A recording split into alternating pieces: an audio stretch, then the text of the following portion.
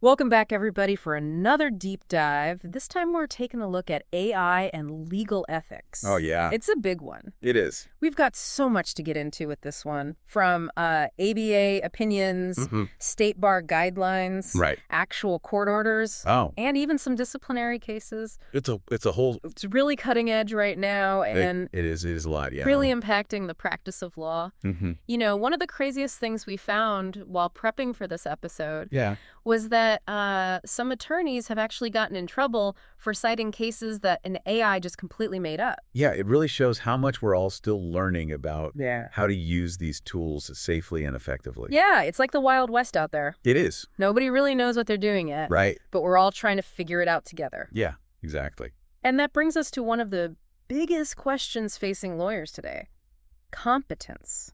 Hmm. You know, how do we make sure we're using AI in a way that's competent and ethical? Yeah. The ABA has made it clear that we can't just blindly trust these new tools, right? Right. Like Model Rule 1.1 Comment 8 talks about this whole idea of technological competence. Okay. It's basically saying that lawyers need to understand the technology they're using.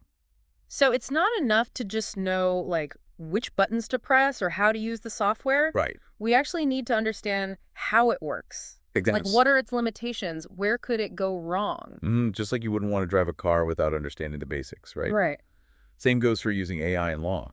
We need to know what we're doing. So, for instance, if I'm using ChatGPT to help me write a legal memo, Right. can I just assume that everything it spits out is like gold standard, Well, it depends. Right. ready to file with the court? ChatGPT and other AI tools can be really helpful, Mm-hmm. but they're not a replacement for our own legal judgment. Okay. And that's where things get really tricky with what we call AI hallucinations. AI hallucinate. Yeah, it's basically when an AI generates completely false information and presents it as fact. So it's like it's making stuff up. Pretty much, yeah. Wow, that sounds dangerous. It can be if we're not careful. So what happens if a lawyer uses AI and ends up submitting work with these fake facts in it? Well, the ABA is really clear on this. Lawyers are ultimately responsible for everything they present to the court, Okay. whether it was written by a human or by an AI. Just you can't just blame the AI. Nope. The buck stops with us. Exactly. I bet there are some lawyers out there who've learned that the hard way. Oh, absolutely. There's some pretty interesting cases out there. Like what? Well, there's Mata v. Avianca, where a lawyer used ChatGPT for research Okay.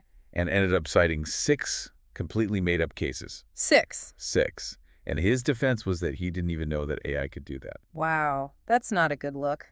No, it's not. And what happened to him? Well, he faced sanctions, fines, and had to apologize to the court. Oh man, I bet that was embarrassing. I'm sure it was. But it really highlights the importance of verifying everything, doesn't it? Absolutely. We can't just take the AI's word for it. We need to double-check everything. So it's kind of like having a superpowered paralegal Right. who might sometimes make stuff up. In a way, yes. You gotta love them, but you gotta check their work. Right. Okay, let's move on to another big ethical issue with AI: confidentiality. Okay. How does using AI impact our duty to protect our clients' secrets? That's a really important question. Model Rule 1.6 is all about protecting client confidentiality. Right.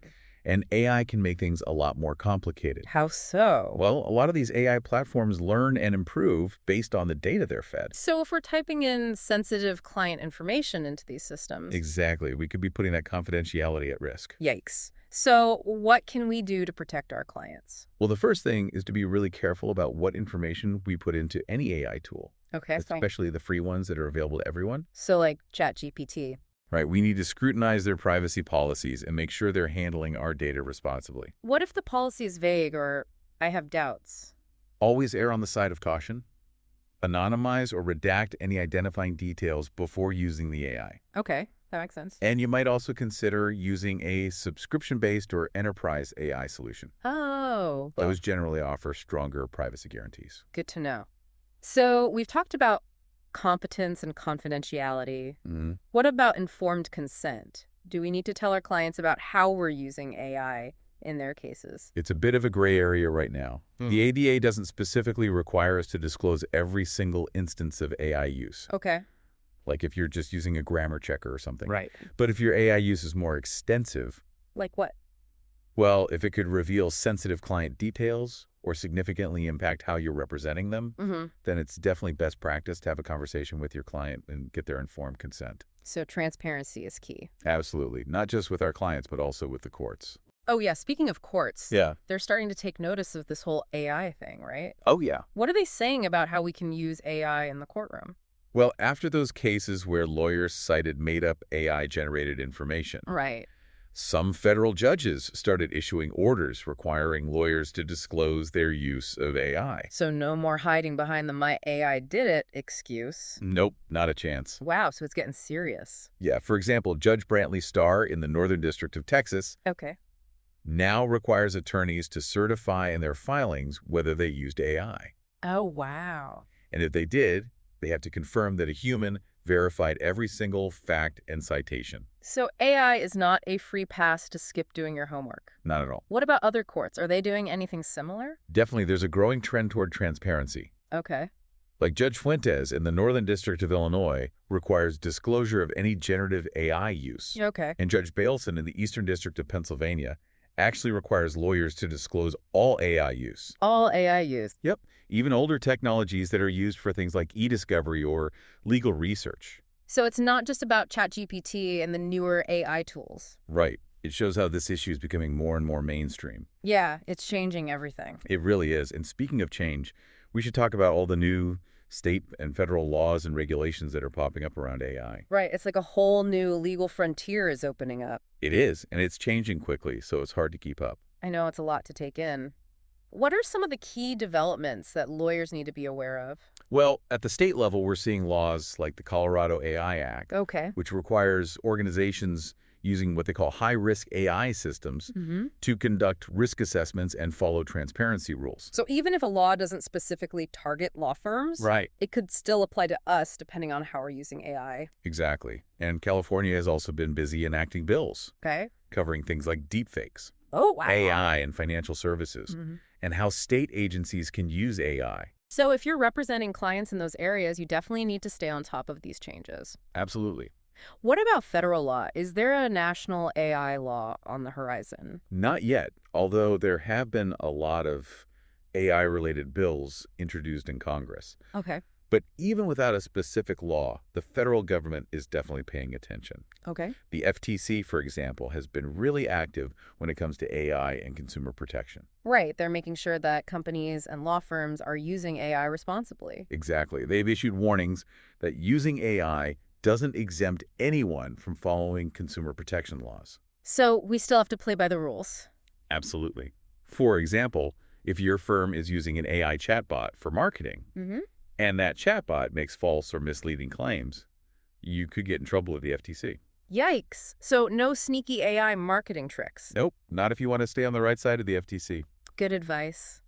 Now, I know there have been some rumblings from the White House about AI as well. Right. What's the latest there? Well, it's been a bit of a roller coaster. Initially, the Biden administration released an AI Bill of Rights blueprint. Okay.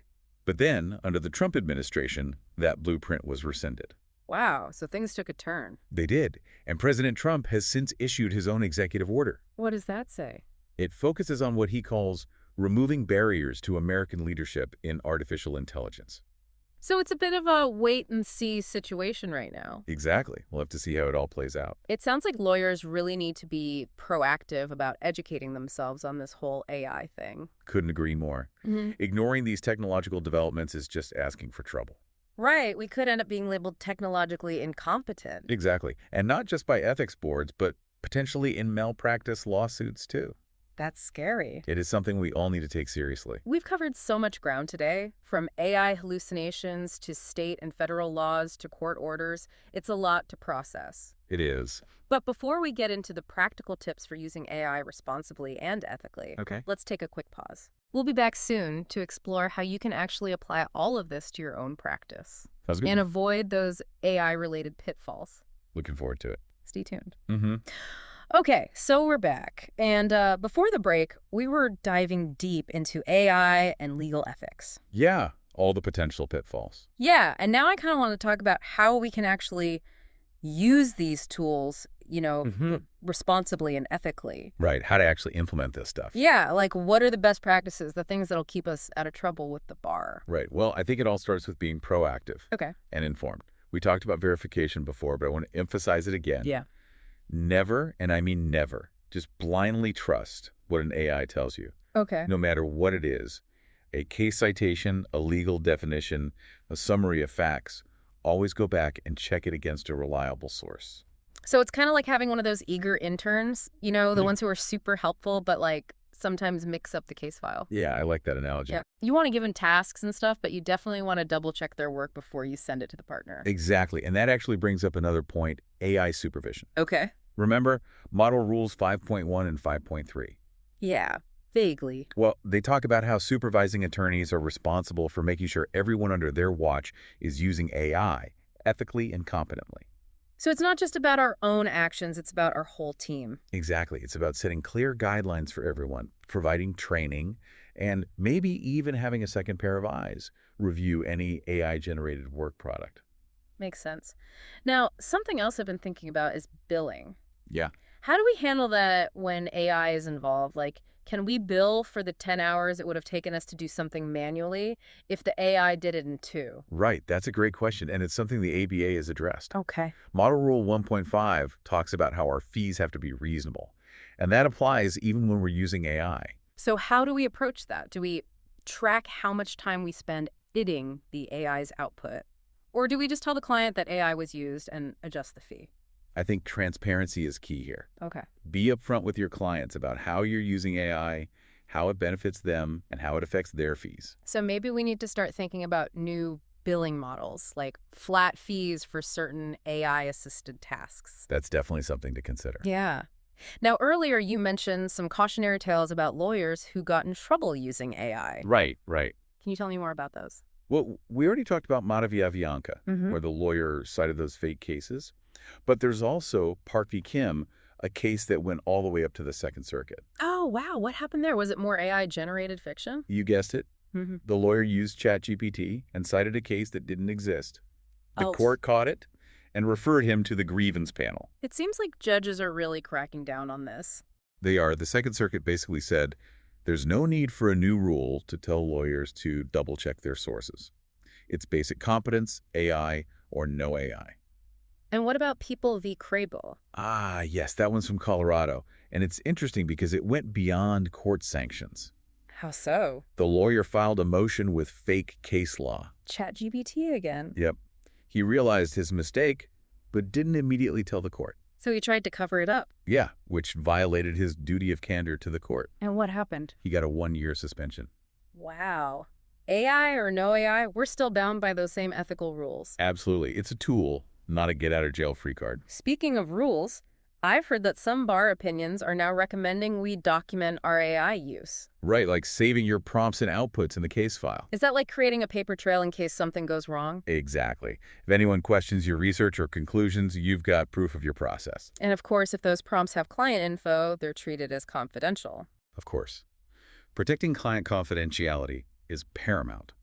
But amidst all these cautionary tales, it's important to remember that AI can bring real benefits to the legal profession. Okay, yeah, it's not all doom and gloom, right? Not at all.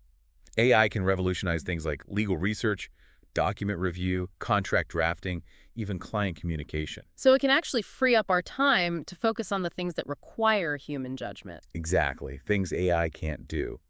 So the key is finding that balance, harnessing the power of AI while minimizing the risks. How do we do that? Vigilance, knowledge, and human oversight.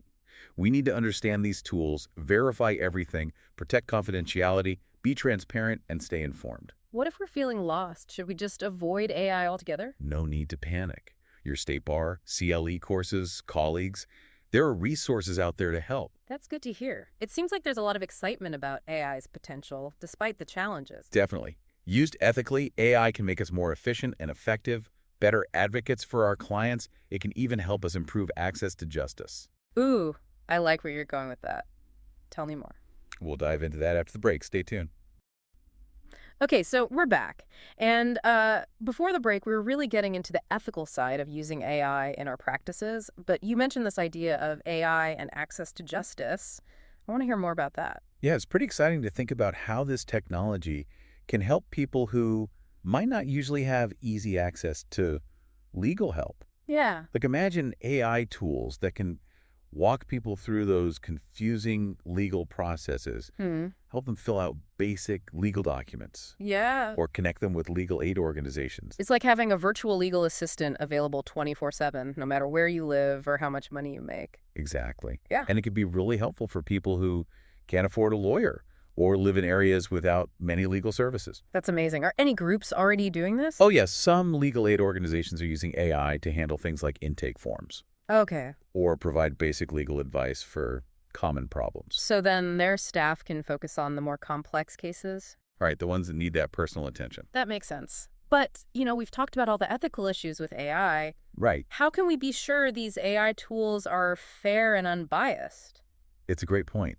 We need to make sure these systems are designed with fairness in mind from the beginning. So it's not just about giving everyone access, it's about making sure that access is equitable. Exactly. So maybe it's not about AI replacing lawyers, it's about them working together. Right. Like AI could help create a first draft of a document, Okay. and then a legal aid lawyer can review it and give personalized advice. Right, that combines the efficiency of AI with the expertise of a human. Exactly. It's using technology to enhance what we do, not replace us. AI can't replicate empathy or judgment. Yeah, or that deep understanding of the law that only comes from experience. Exactly. Those are the things that will always be important in law. It sounds like a balancing act. Right. We want to embrace AI's potential for good, Yeah, but we also need to be aware of the ethical considerations. you've got it. AI can be a force for good, but it's up to us to guide it in the right direction. We have to make sure it benefits everyone and doesn't create new barriers. This has been such an interesting conversation. We've gone from AI hallucinations to this bigger picture of how AI could actually make the legal system better. What's the one thing our listeners should take away from this? AI is here to stay, and it's changing the legal world rapidly. The question isn't whether we'll use it, but how. Will we use it ethically, responsibly, for the benefit of everyone? That's the challenge and opportunity in front of us. So even though technology is changing, we still get to shape the future of law. Exactly. AI can help us analyze data, automate tasks, but it can't replace what makes a great lawyer. Empathy, judgment, creativity, strategic thinking, the human understanding of the law, those are the things we need to focus on as we move forward. That's a great point to end on. Thank you so much for joining us on this deep dive into AI and legal ethics. It's been fascinating. The pleasure was all mine. And for our listeners, one final thought. What role will you play in the future of law in the age of AI? Thanks for listening, everybody. We'll catch you next time.